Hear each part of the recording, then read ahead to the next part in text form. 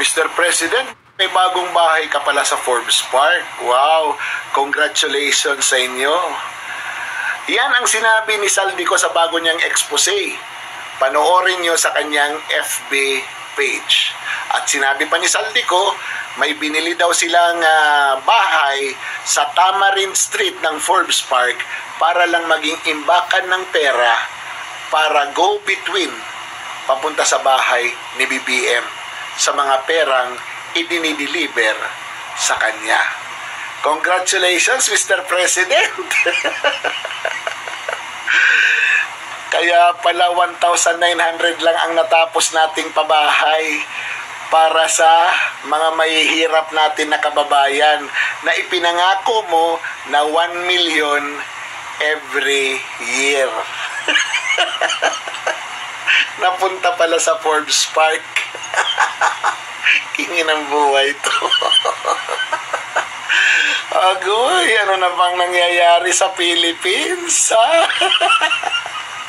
Mr. President, yung bahay ng mahihirap, wala pa rin yung bahay nyo.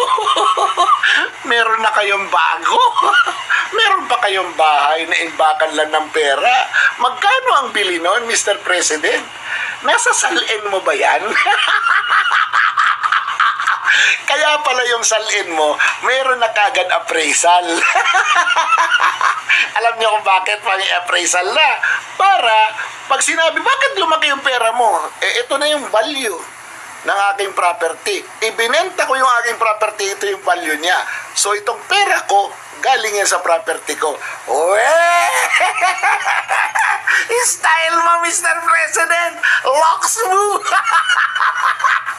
Alam nyo, ito yung problema, ha?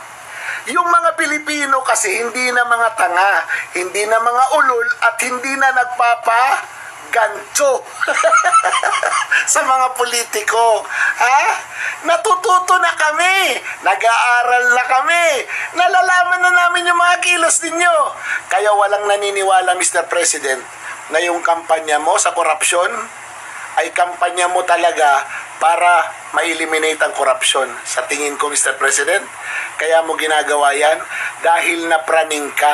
Inisip mo, kinukupitan ka doon sa pera na